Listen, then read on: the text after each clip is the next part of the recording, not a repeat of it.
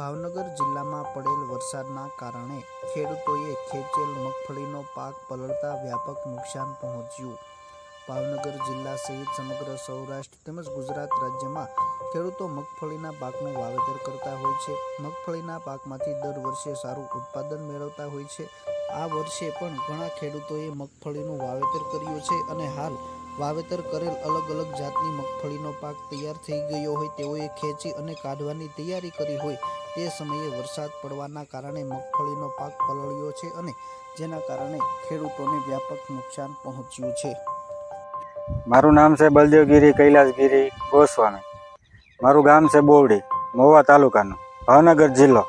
કાલે વરસાદ થવાથી અમારે 25 વીઘાની સિંગ છે તે નિષ્ફળ ગઈ છે, પલ્લી ગઈ છે. અને આની સામું કોઈ સરકાર જોવે તો અમારે ફાયદો મળે, કાંઈ ખારા ભાવ આપે. માલનો સારો બગડી ગયો છે, ભૂન રોજ ને એનો અસો કરીને એનું ધ્યાન રાખીને અમે પકવેલો પાક અમારા હાથમાં આવ્યો નથી.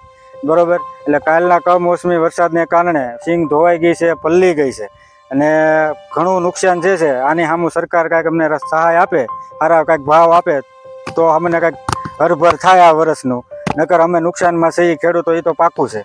બરોબર, અને અમારી સામું જોવે એ બરોબર અમે એટલી વિનંતી કરીએ છીએ સરકારને કે અમને થોડી ઘણી કાંઈ પણ આ નિષ્ફળ પાક માટે કોઈ સહાય આપે, સારા ભાવ આપે. મારું ગામ બોવડી છે, મહુવા તાલુકો છે, જિલ્લો ભાવનગર. ને હું ચેતનગીરી કૈલાસગીરી ગોસ્વામી ને મેં 20 વીઘાની મગફળી વાવેલી છે ને ખેંચી નાખી. પછી વાતાવરણ સારું હતું એની હિસાબે પછી ત્યાં અચાનક વરસાદ આવી ગયો છે. આ પાલો અમારો બગડી ગયો છે, પછી માંડવી ખરાબ થઈ ગઈ છે. હવે તારે એડમાં લઈ જાય તો એના ભાવ પૂરતી આપણને મળવાના નથી. 600 થી 700 રૂપિયા મળે છે, તો એમાં અમે શું ખાઈ લઈએ? માલ ઢોરનું નિર્ણય કરવું તે અમારા ગુજરાન કરવા છે તે શું કરશું? હોય આપણે સરકારને અમારી રજૂઆત છે તે આમાં કાંઈક ખેડૂત સામું જોવે ને કાંઈક આગળ લાવે ખેડૂતને તો સારું રહેશે. નકર આમાં કાંઈ વળવાનું અન્ના વરવામાં કોઈને લાગતું કાંઈ નથી. અમારા મારું નામ પરસોત્તમ બારીભાઈ શેતા, ગામ તરેડ, જિલ્લો ભાવનગર, તાલુકો મહુવા. અને મારે 39 નંબરની સિંગ વાવેલી હતી 10 વીઘાની.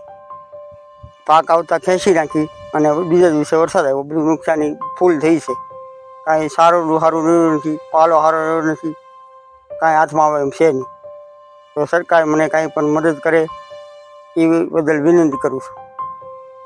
ખેડૂતો જણાવી રહ્યા છે કે સારું વાતાવરણ હોવાના કારણે મગફળીનો પાક તૈયાર થઈ ગયો હતો, જે ખેંચી અને બહાર કાઢ્યો હતો. તે જ સમયે વરસાદ પડ્યો, જેના કારણે વરસાદમાં મગફળી પલળી હતી અને તેને વ્યાપક નુકસાન પહોંચ્યું છે, જેથી ખેડૂતોના મોઢામાં આવેલ કોળિયો છીનવાઈ ગયો છે.